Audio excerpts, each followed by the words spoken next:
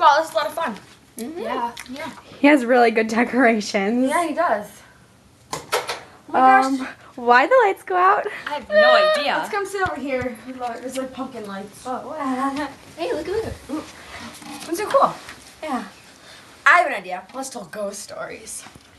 Ghost stories are so last year. I have an even better idea. Let's tell life stories. Yeah. Okay, I'm going first, okay? But as you all know, I'm St. Joan of Arc. I was born January 6th in 1412 in France. My dad was a peasant farmer. I grew up sewing and spinning instead of reading and writing, because that's what all the girls did. I was the youngest child out of 5. I was very active in prayer, and I loved the poor tenderly. I prayed every single day to the Lord our God. When I was 13, I had visions from the saints of heaven, and they told me to save France, and I wanted to do anything I could to serve God. So I went to go see King Charles VII. I know, he's a pretty cool person. The king didn't believe me when I told him I had visions of saints, so he tested me.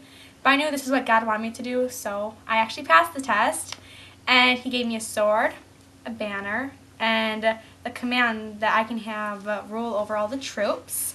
So I became the general of all troops.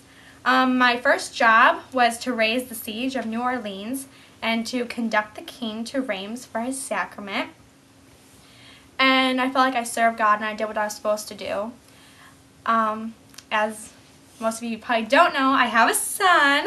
Oh, really? Who's John that? the Baptist. Oh, I saw him the other day at the supermarket, Heaven Supermarket. Yeah. Yeah. He was getting a turkey. Oh, we're celebrating Thanksgiving early this year. Ah. Yeah. I died in May 1431. My Memorial Day is May 30th. My name means God is gracious, and that's basically my life. So who wants to go second? I'll go second. All right, sounds good. As most of you know, I'm St. Veronica, and I was born in 1660 in Italy. And when I was baptized, my name was Ursula. And in 1677, I was received in the convent of Capuchin Poor Clares. And in the 1700s, people found me in the dome of St. Peter's looking at relics, which now is St. Peter's in Vatican. And as most of you know, I was the person that wiped Jesus' face when he dropped the cross on the way to Calvary. That's really cool.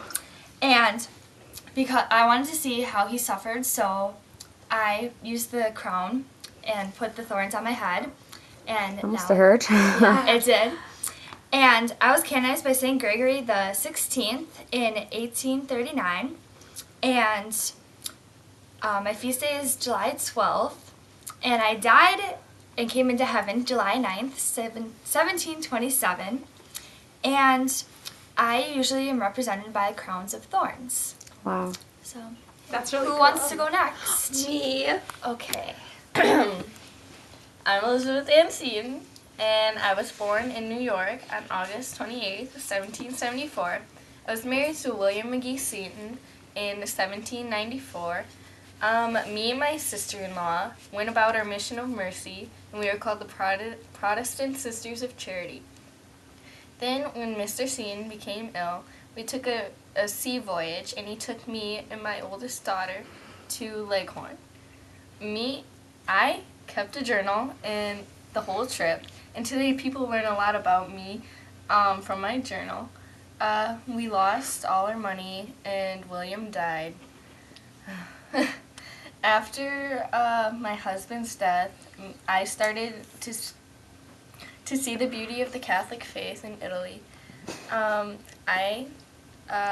Me and my daughter became ill, and we sailed back to New York with Antonio Felinci.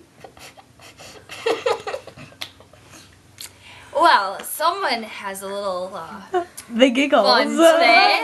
I'm sorry, it's just all this around. The funness of the trip comes back to her daily. Okay, can Let me finish. continue.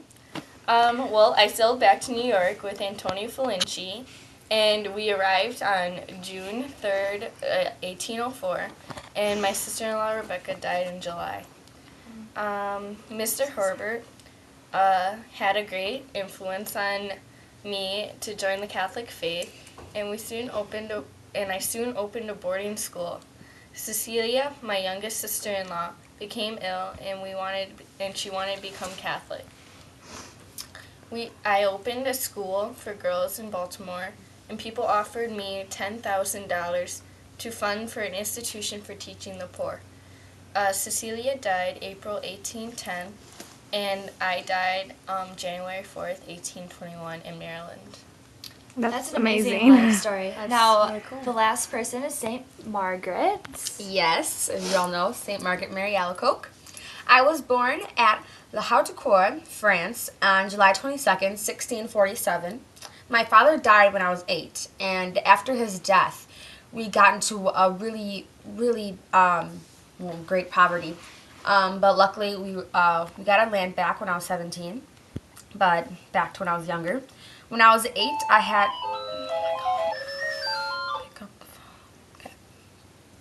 When I was 9, I had my communion at Poor Clare School at Charolles.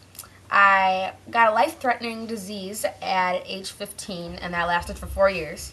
And in order to get cured, I had to vow myself to the Blessed Virgin Mary that I would consecrate myself.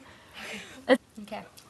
On May 25th, 1671, I entered the Visitation Coventry at Paray, and I was professed at the Visitation Convent in Paray in November of 1652.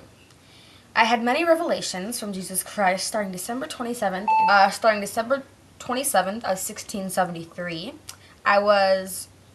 The revelations ended in June of 1675. I was declared venerable to be canonized in 1824 by Pope Leo the 12th. I was blessed in 1864. I became stays October 17th. Jesus called me the beloved disciple of the Sacred Heart and the heiress of its treasures, which I thought was pretty cool. And I was beatified on September 18th in 1864 by Pope Pius IX. Let's see. Through my life, I wrote part of an autobiography that was eventually published in around 1995, and it's titled The Autobiography of St. Margaret Mary. I died when I was 43 at Pereire Le Monio on the 17th of October in 1690. And I died saying, "What have I in heaven, and what have I desire on earth, but thee alone, oh my God." And that's pretty much it. Whoa, the lights. Lights are back. Oh, finally.